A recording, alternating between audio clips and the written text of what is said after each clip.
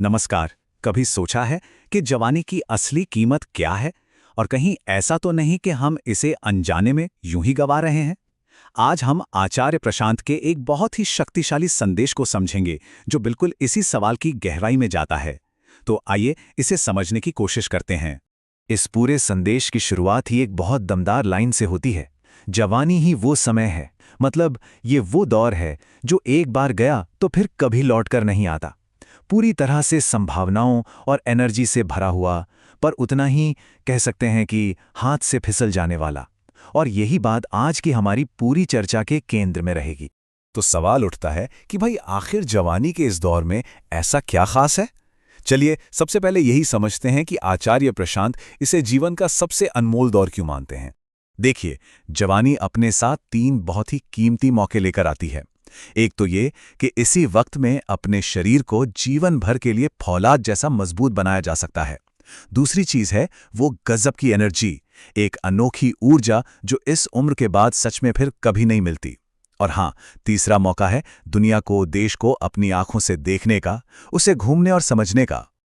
लेकिन इस सुनहरे समय के साथ साथ एक बहुत बड़ा खतरा भी जुड़ा है। अब हम बात करेंगे उस चीज की जिसे आचार्य प्रशांत आज के युवाओं के लिए सबसे बड़ा भटकाव मानते हैं।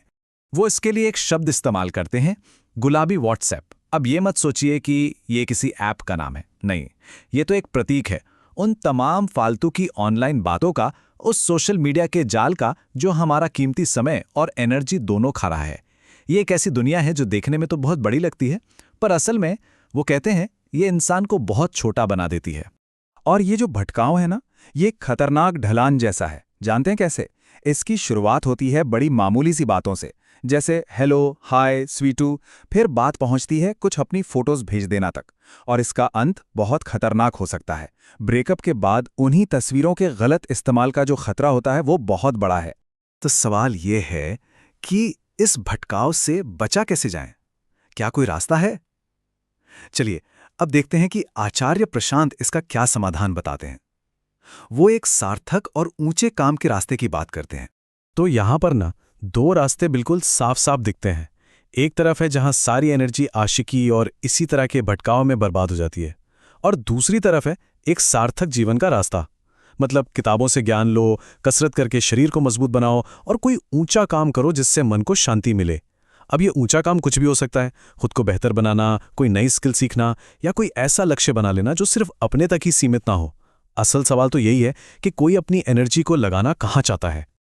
अच्छा, अब यहां पर एक बहुत जरूरी सवाल उठता है। क्या इन सब बातों का मतलब ये है कि रिश्ते बनाना या कोई साथी बनाना ही गलत है? चलिए अब रिश्तों को लेकर उनका क्या नजरिया है, इसे समझते हैं। तो क्या साथी बनाना वाकई गलत है? उनके हिसाब से बिल्कुल नहीं। समस्या साथी बनाने में है ही नहीं। समस्या तो इस बात में है कि हम किसे और क्यों अपना साथी चुन रहे हैं। उनका असली जोर इस बात पर नहीं है कि कोई साथी न बनाए, नहीं, वो तो बस एक उल्टा पुल्टा साथी चुनने से बचाना चाहते हैं। तो मतलब मुद्दा किसी रोक टोक का नहीं है, मुद्दा है सही चुनाव करने की समझ पैदा करने का। तो फिर सवाल है कि सही साथी चुनने का आधार क्या हो? वो कहते हैं पहले खुद पर काम करो, खुद को तैयार करो। कैसे? ज्ञान हासिल करके, दुनिया को जानकर समझकर, खूब पढ़कर और अच्छे लोगों की संगत में उठ बैठकर। सीधी सी बात है, जब कोई इंसान खुद बेहतर बनता है तभी तो वो किसी बेहतर को चुन पाता है ना? और जब कोई खुद को इस तरह से तैयार कर लेता है ना, तो वो फिर किसी पर निर्भर नहीं रहता, उसकी खुशी किसी और की मोहताज नहीं होती। फिर एक सही साथी मिल जाए तो भी बहुत अच्छा, जीवन सुंदर है। और अगर ना भी मिले तो भी कोई कमी महसूस नहीं होती, क्योंकि असली खुशी तो अंदर से आती है, किसी और से नहीं। चलिए, अब हम इस पूरी चर्चा के आखिरी पड़ाव पर हैं, और यहाँ हम इस संदेश के कुछ सबसे अहम पहलुओं पर एक बार फिर से गौर करेंगे। अपनी इतनी सारी कड़ी बातें कहने के बाद वो ये भी कहते हैं कि अगर उनकी बातों से किसी को कष्ट हुआ, किसी का दिल दुखा, तो वो माफ़ी मांगते हैं। और उनका ये माफ़ी मांगना क्या दिखाता है? यही कि उनकी बातें किसी को चोट पहुंचाने के लिए नहीं थीं, वो तो एक गहरी चिंता से निकली हुई बातें थीं। ये बात उनके पूरे संदेश को एक अलग ही लेवल पर ले जाती है।